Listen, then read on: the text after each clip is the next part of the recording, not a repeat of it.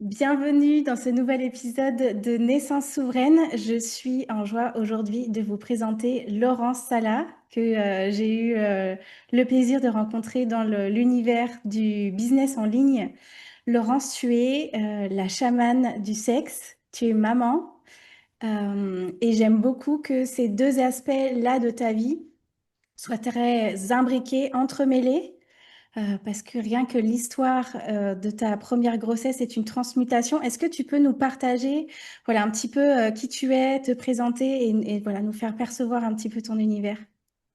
Merci Audrey déjà de me recevoir ici, mais rien que le nom du podcast, Naissance souveraine, je me dis waouh, s'il y a quelques années on m'avait dit qu'un jour je passerais raconter mon histoire ici, ça aurait fait du bien au moral, mettons, après une première grossesse difficile, un accouchement traumatique. Et en fait, la vie m'a emmenée à devenir naturopathe spécialisée en santé de la femme, en fertilité. Et puis, j'ai récupéré, réembrassé en fait les dons de ma lignée. Donc oui, je suis chamane. Et en fait, la vie m'a montré que bah oui, je suis la chamane du sexe parce que c'est ma spécialité. Voilà, tout simplement. Et donc j'ai à cœur de réunir les paradoxes et de dire, bah, en fait, nos lignées, notre transgénérationnel, nos naissances parlent énormément de nous et de la mise au monde en fait de la femme et de l'homme aussi à travers le processus de naissance. Donc voilà, merci de me donner la parole, tout simplement. Avec grande joie, merci à toi d'être ici. Toi, tu as donné naissance la première fois, alors c'était au Canada, en tout cas, tu as eu ta grossesse là-bas. Donc, qui était déjà une transmutation, comme on disait tout à l'heure. Est-ce que tu peux nous partager comment s'est passée ta grossesse, quel suivi, voilà, quelle histoire de ce récit-là? Alors l'histoire, elle est même avant la grossesse de ma fille, c'est que moi j'ai 13 grossesses à mon compteur aujourd'hui. J'ai eu l'épreuve initiatique de vivre des fausses couches à répétition. Cependant, à l'époque, je ne le vois pas du tout comme une initiation. Je pleure ma vie en disant mais qu'est-ce qui se passe? Je comprends pas. Tout le monde est enceinte en claquant des doigts et qu'il n'y en a pas de problème. Enfin, tu vois, pour moi, c'est t'arrêtes la pilule et tu tombes enceinte. Enfin, tu vois, il y a ce credo qui est là.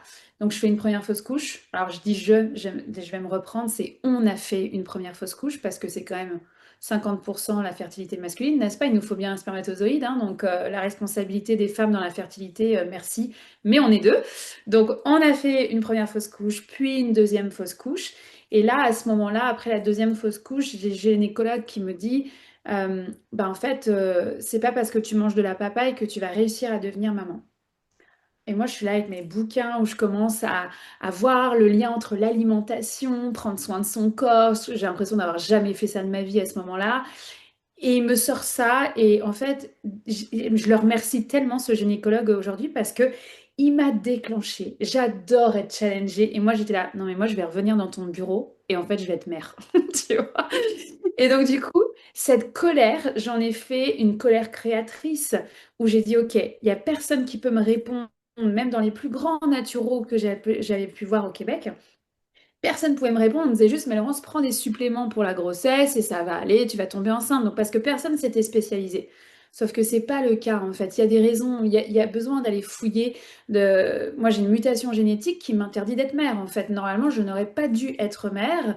Et donc, il a fallu que j'apprenne à comprendre le corps pour pouvoir ne pas faire exprimer ma génétique, mais mon épigénétique. Aujourd'hui, mes filles, elles ont 10 ans et 6 ans. Alors qu'on me condamnait et qu'on me disait, c'est pas parce que tu manges de la papaye que tu vas réussir. Donc pour moi, l'histoire, elle est hyper importante de la commencer dès la fertilité.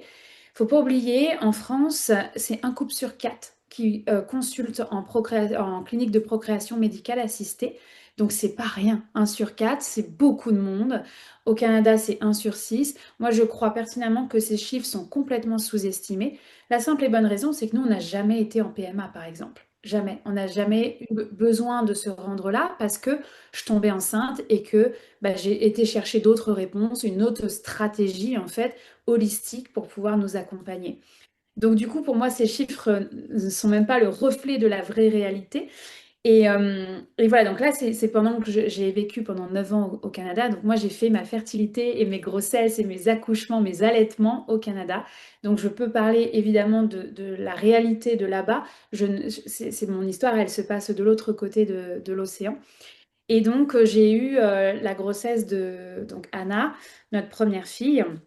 Bon, évidemment, tu es dans la peur, tu vois, de est-ce que tu vas perdre ton bébé, tu vois, Enfin, moi, j'ai commencé à respirer à ce moment-là. Je suis à 15 semaines de grossesse parce que c'est le cap finalement qui était le mien, de pouvoir dire, bon, ok, ça va fonctionner, tu vois. Et j'ai une super belle grossesse. euh, Super belle grossesse. Après, je regarde ça avec critique aujourd'hui, tu vois, en me disant, ouais, quand même, t'as fait un malaise vagal à 20 semaines. Tu vois, la grossesse végétarienne, dans mon cas, c'était pas quelque chose d'adapté. Donc, j'ai appris et puis j'arrive à un accouchement où voilà, je suis complètement mais lunaire à ce moment-là de dire alors moi je vais accoucher à telle date, ça va se passer comme ça et voilà le plan de naissance et je contrôle, tu vois. Et en fait, quelle expérience de feu parce que ma date prévue d'accouchement était le 12 juillet.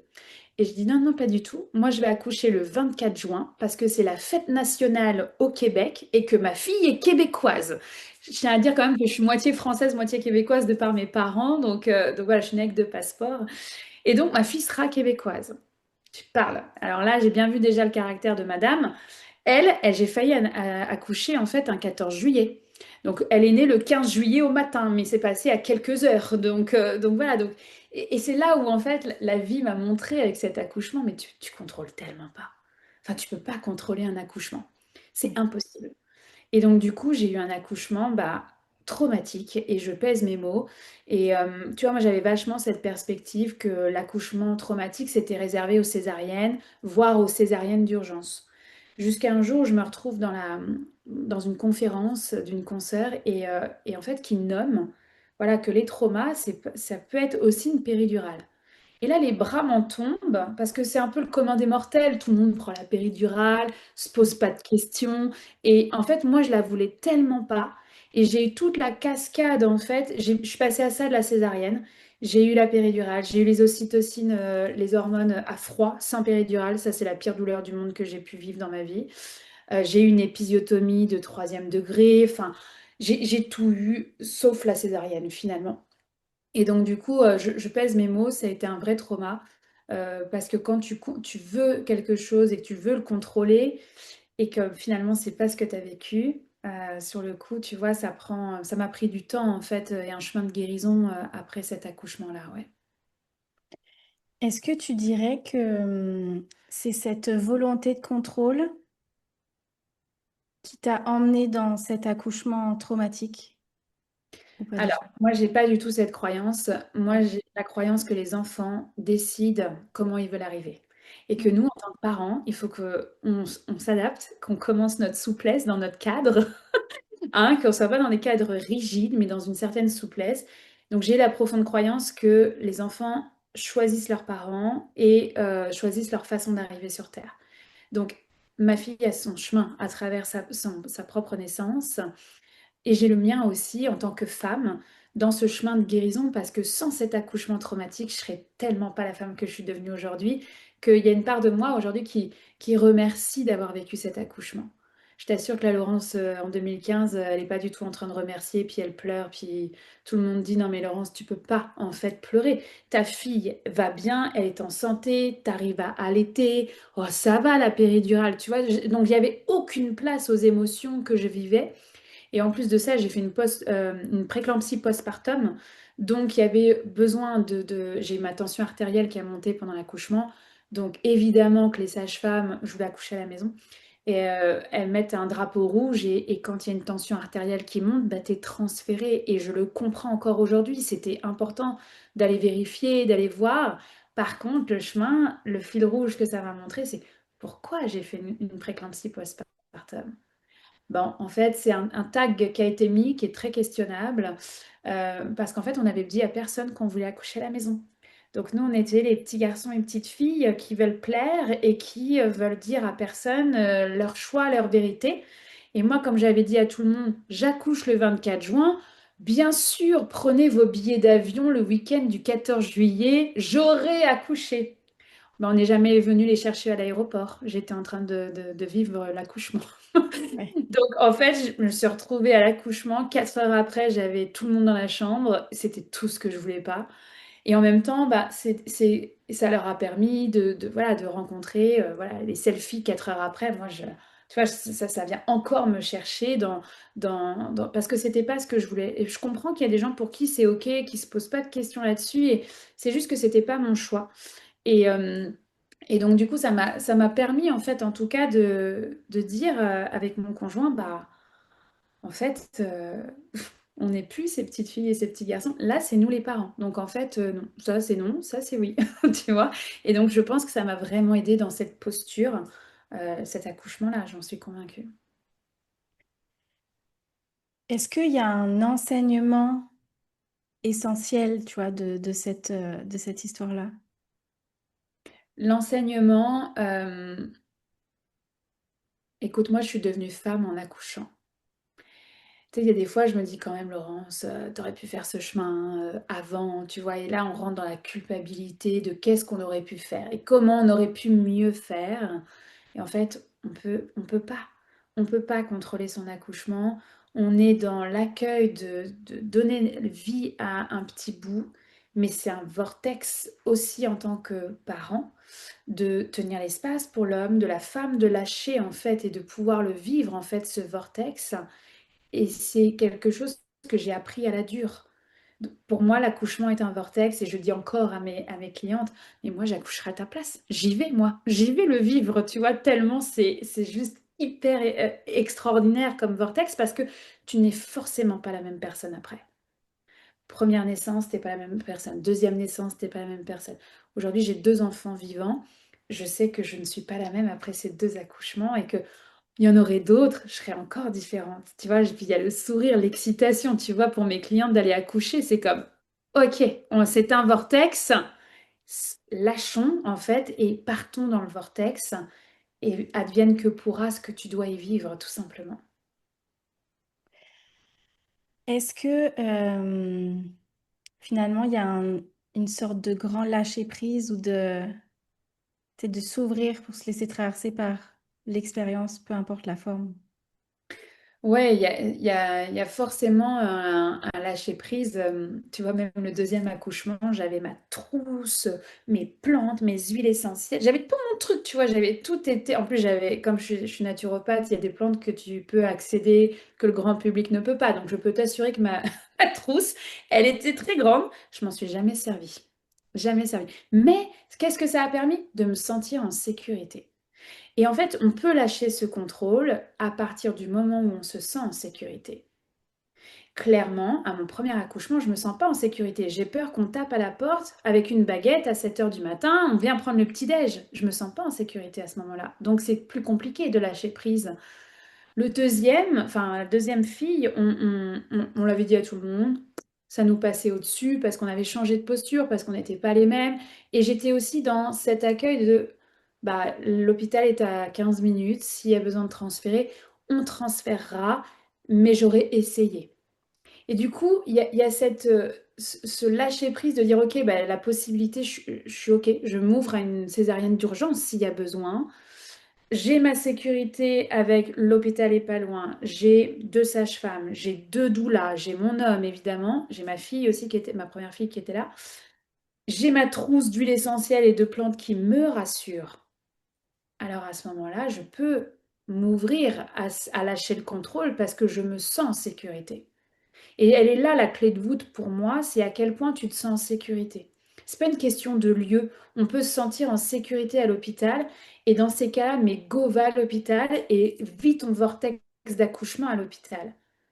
C'est vrai qu'en accouchant à la maison, ça demande d'amplifier en fait ce sentiment de sécurité intérieure parce que bah, c'est moins la norme, tu es un peu encore à contre-courant, donc il faut que tu ailles asseoir cette sécurité intérieure pour pouvoir lâcher.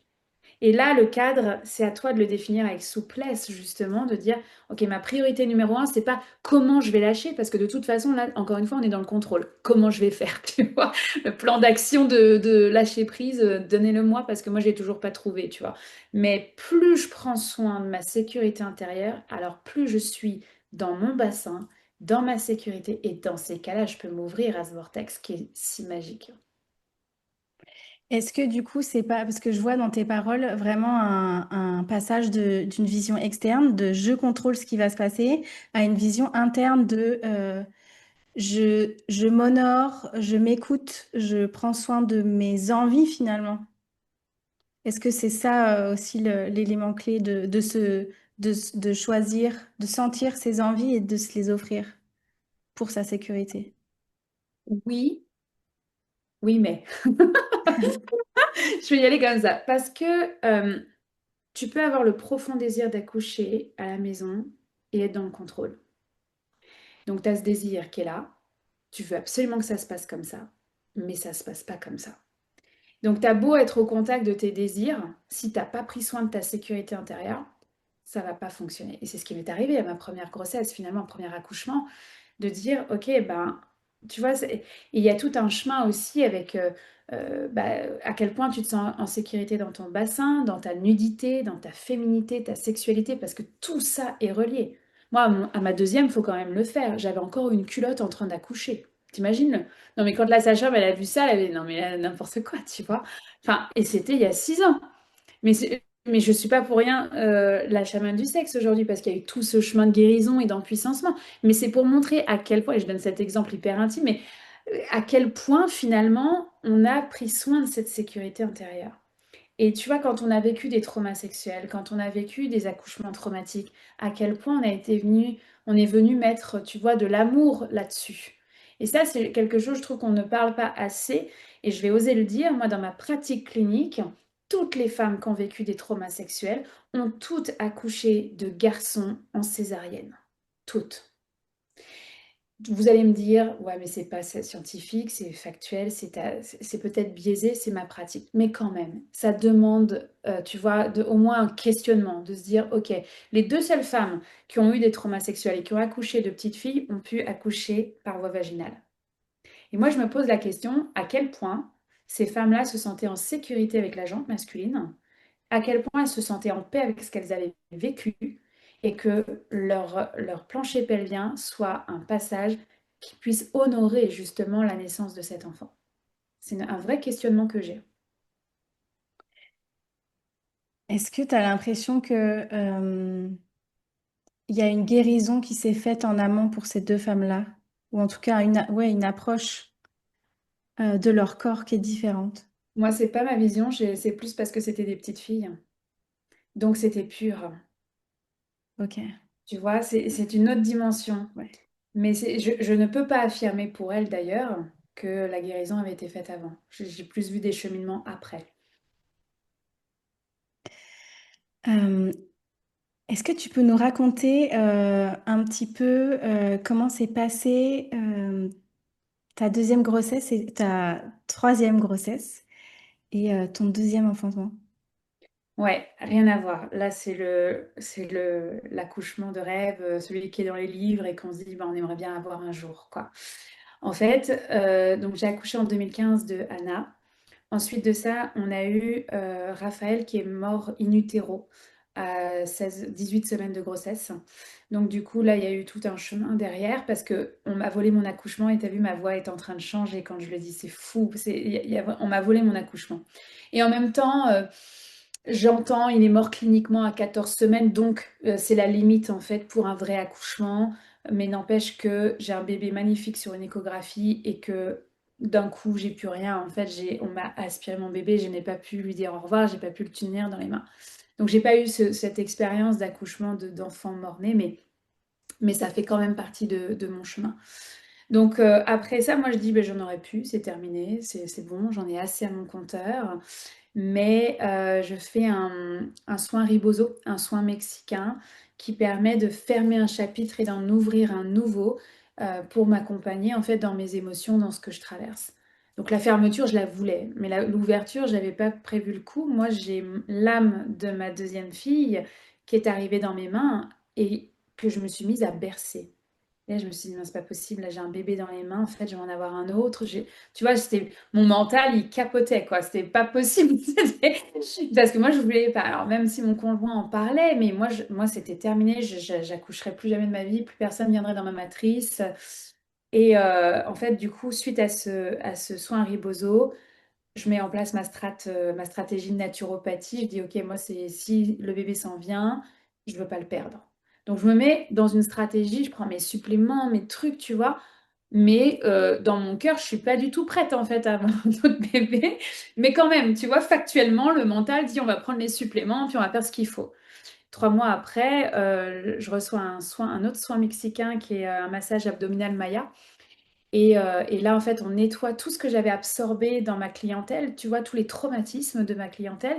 J'avais pas su mettre mes limites énergétiques, mes limites émotionnelles, et j'avais tout absorbé. Et donc, du coup, on a nettoyé, en fait, bah, les mémoires emmagasinées dans mon utérus qui n'étaient pas les miennes. Et une semaine après, j'étais enceinte de Gabriel. Gabriel s'est accroché. Gabriel, on a eu une grossesse, alors difficile parce que, euh, tu vois, il y a encore de l'émotion. C'est l'échographie du deuxième trimestre, pour moi, elle était traumatique parce qu'on avait vécu la mort de Raphaël. Donc j'ai pas respiré. Clairement, on avait beau me dire, Laurence, respire, c'est pas la même histoire, ça va bien aller. J'étais là, non, mais en fait, vous en savez absolument rien. On attend l'échographie de 20 semaines et après ça, on verra, quoi. Et donc, du coup, j'ai vraiment le sentiment de ne pas avoir vécu ma première partie de grossesse parce que j'étais dans la peur de la mort, finalement. Je respire à l'échographie numéro 2 et là, ok, là on part. Puis là, je suis comme, ah oui, en fait, je retourne accoucher. J'avais pas pensé à ça, moi, tu vois. C'était, il y avait tellement des étapes entre la fertilité, le bon déroulement de la grossesse, l'accouchement. Enfin, j'y étais très, très loin, en fait. Et donc, du coup, à 30 semaines de grossesse, tu sais, tu rentres dans ce portail de la fin de ta grossesse. Tu te dis, ok, ben, non, mais en fait, on réessaye. On réessaye, on déménage en plus à la campagne à ce moment-là au Québec, et donc je change de sage-femme, qui sont des sages-femmes sorcières, qui sont extraordinaires, et je suis tombée exactement sur les bonnes personnes, en fait, il y en a une de mes sages-femmes qui m'a dit, mais Laurence, as-tu déjà essayé de comprendre pourquoi tu as vécu une préclampsie postpartum et tout? Je dis non, de toute façon, je suis pas d'accord avec le diagnostic. Tu vois, et en fait, on a commencé à faire des recherches et puis aller dans différentes thérapies pour aller comprendre et guérir ce premier accouchement, même en fin de grossesse. Et donc, du coup, à ce moment-là, je dis, OK, comment moi je me sens en sécurité? J'ai 2 sages-femmes, j'habite à 10-15 minutes d'un hôpital. OK, j'ai une doula pour moi, ce que j'avais pas fait au premier accouchement, j'avais pas de doula, j'avais tout remis le pouvoir dans mes sages-femmes. Erreur, j'aurais dû prendre une doula à ce moment-là. Donc j'ai appris, donc j'ai dit ok, je prends une doula pour nous avec mon conjoint. Et on prend une deuxième doula pour s'occuper de Anna parce qu'on veut pas avoir Enfin, nous on habite seuls, enfin on n'avait pas nos familles, tu vois. Enfin nos familles, elles étaient à 3 heures de route, puis c'est mes tantes, mes cousines. Mais voilà, j'avais besoin d'une doula qui allait prendre soin du petit déjeuner de Anna, voilà, de s'en occuper pour que je lâche prise, justement pour que je me sente en sécurité. Et donc là, pendant 3 nuits, bébé essaye d'arriver hein, avec la pleine lune, tu vois, et en fait, je lâche pas. Je lâche pas, j'ai du mal à lâcher, c'est compliqué parce que je me dis quand même, est-ce qu'on rejoue un autre accouchement? Et si on est transféré, qui va s'occuper de Anna? Ah oui, non, en fait, j'ai une doula, donc elle va s'en occuper si je suis transférée. Tu vois, donc tout le fil, en fait, pendant 3 nuits, j'arrive pas à lâcher. Et en fait, à la troisième nuit, mon conjoint me glisse des mots doux en fait dans l'oreille et me dit, mais Laurence, c'est une autre histoire. Lâche le passé, on ouvre un nouveau chapitre. 4 heures après, j'avais Gabriel dans les bras. Parce que il a su tenir l'espace de cette façon-là en fait et de me rassurer en fait, me créer ce sentiment de sécurité. Alors l'accouchement, on l'a vécu quand même pendant ces 4 heures versus 40 heures hein, pour ma première fille quand même. Et donc, mon conjoint va installer la piscine, tout ça. Puis moi, je suis en petite boule dans le lit.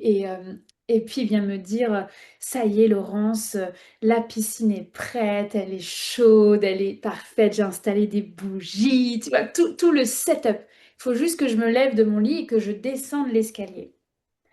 Je me lève, je suis dans le cadre de porte. Et en fait, je ne peux pas aller plus loin parce que je perce en fait la poche des os. Enfin, d'ailleurs, c'est pas moi qui la perce, c'est Gabriel qui perce la poche des os.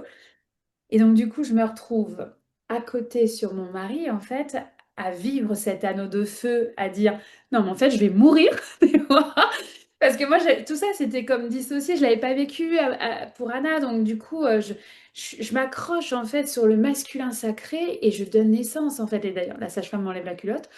Et je me rallonge et je vis cette traversée-là. Et pour moi, cet accouchement, les sages-femmes, elles étaient là comme gardiennes. Les doulas, elles étaient là comme gardiennes. David, mon mari était dans son masculin de sécurité pour que moi, je puisse me laisser partir. Et en fait, on l'a vécu de cette façon-là. Qui a profité de la piscine? Bah, Anna, qui avait 4 ans et qui, elle, était trop contente d'être en maillot de bain au milieu du salon et qui, voilà, a vécu un moment, elle aussi, incroyable. On avait été accompagnés avec un super livre où, voilà, comment on accompagne un enfant dans un accouchement à la maison aussi. Ma maman, elle va faire des bruits de rhinocéros, c'est normal. Donc, voilà, c'était une façon, ta sœur va prendre le toboggan et on l'a vécu avec tellement d'amour. J'ai accouché et Gabrielle était là, première tétée et tout ça. Et en fait, sa sœur était là dans la chambre 30 minutes après. Et on était dans le lit familial, un grand lit king. On était là les quatre à savourer cette naissance qui était juste bah, idyllique finalement. Et tu vois, si on m'avait dit, tu sais, des fois on veut savoir comment la suite elle va se passer. Et voilà, et moi je suis convaincue que tout est parti de ce sentiment de sécurité et d'amour pour que je puisse lâcher en fait et dire ben advienne que pourra. Et finalement j'ai eu cet accouchement de rêve.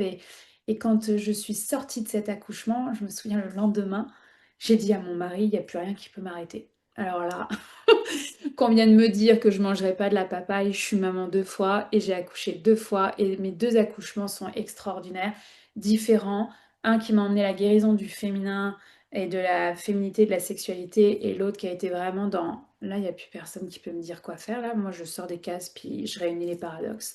Et en fait, ceux qui étaient le plus inquiets dans nos proches d'accoucher à la maison ont été les plus fiers à appeler tout Paris pour dire, au fait, elle a accouché à la maison, quoi. Et donc, c'est là où tu te dis, mais c'est fou, moi je me suis mis une pression intérieure pour leur plaire et finalement c'est eux qui sont fiers de cet accouchement-là.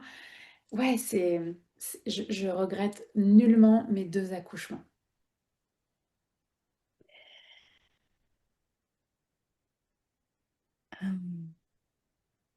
Tu me parlais dans notre échange dans la préparation que l'enfantement à la maison, c'était aussi un chemin de couple. Qu'est-ce qui a été différent entre ce premier enfantement et le deuxième?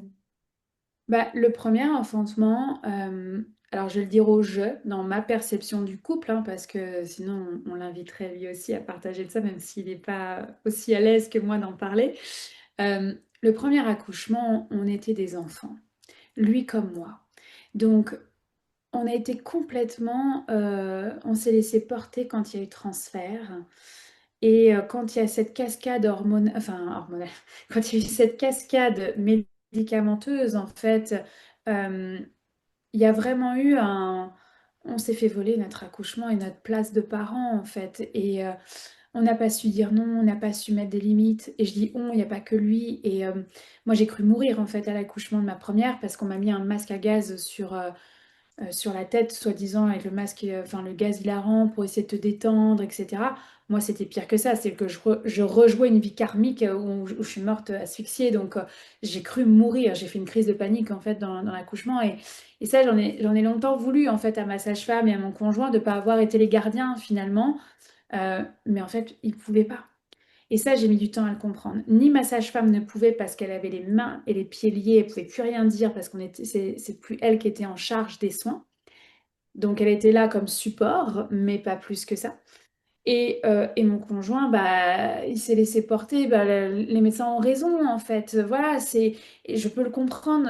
On remet tellement notre pouvoir au corps médical ben, évidemment qu'on veut que maman aille bien, que bébé aille bien. Donc on se laisse porter, puis on ne remet pas en question finalement nos propres limites et savoir dire non.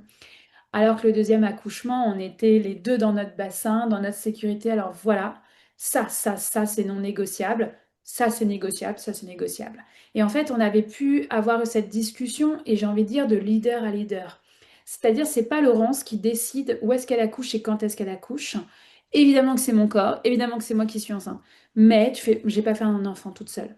Donc, ça voulait dire de prendre en considération l'autre, les attentes de l'autre, les peurs de l'autre, et de dire, OK, toi, tu vois ça comme ça. Comment toi, tu te sens en sécurité? Comment je peux créer l'espace pour que tu te sentes en sécurité?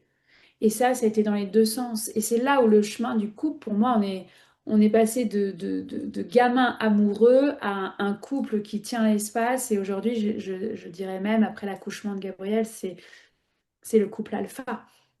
D'avoir cette capacité de dire, OK, moi j'initie, toi aussi tu inities sur d'autres sujets, et comment on co-crée ensemble là-dedans. Et c'est plus l'autre qui impose à l'autre quoi que ce soit. Parce que c'est vrai que j'ai voulu imposer pas mal au premier accouchement. Ouais. Donc, est-ce qu'il y a vraiment une danse à incarner de aussi se laisser traverser par l'autre dans l'expérience qui est là pour le couple, en fait? Je pense que ça relève de la confiance.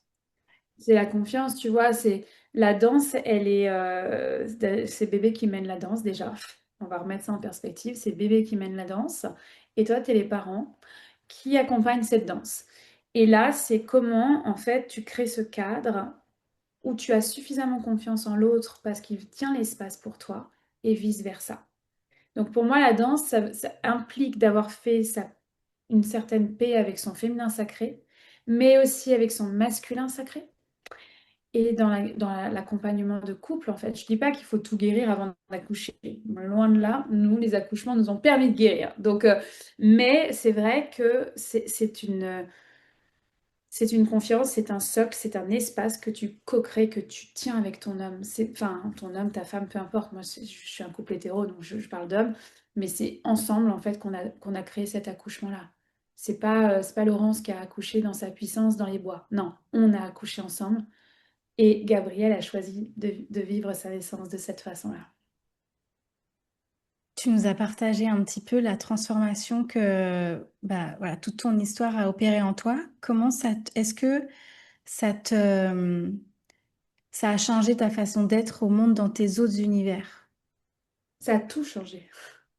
Audrey, ça a tout changé. Parce que du coup, tu vois, tu as une confiance en toi qui n'a rien à voir. C'est-à-dire qu'on me dit, tu seras jamais mère. J'en ai deux. Tu peux pas accoucher à la maison parce que tu as fait une préclampsie postpartum. J'ai accouché à la maison. Donc en fait, il y a vraiment cet ordre établi que tu remets en question, de dire, mais attendez, une seconde. Ça, c'est le cadre. Votre sécurité à vous, je comprends. Comment moi, je deal avec votre cadre. Et c'est pareil dans tout, parce que à ce moment-là, moi, je suis naturopathe en fertilité. Quand j'accouche de Gabriel, donc de ma deuxième, je suis naturopathe en fertilité, mais je vis une initiation incroyable dans l'énergie, en fait, que je ne peux plus taire. Jusque-là, c'était un chemin personnel. Ma spiritualité, elle était hyper personnelle dans mon chemin de guérison avec l'épisiotomie, avec ma féminité sacrée. Ça n'avait pas lieu d'être dans ma carrière professionnelle, en fait.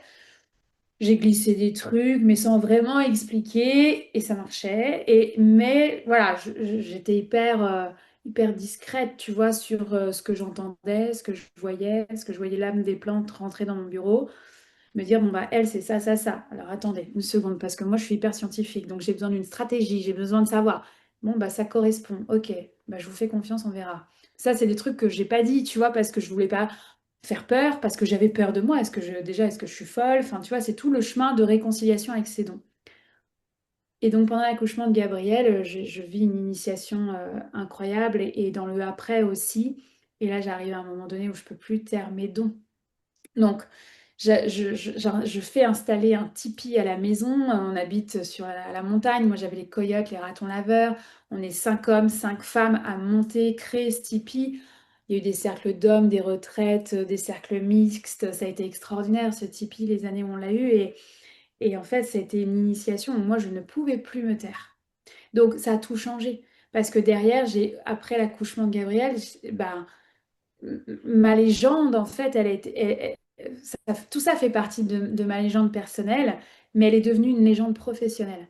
Et c'est là le switch qu'il y a eu avec l'accouchement de Gabriel, c'est que je ne pouvais pas faire semblant, et qu'à un moment donné, tu vois, tu as besoin de te sentir à ta place dans ce monde, d'accepter que tu crées ton propre métier.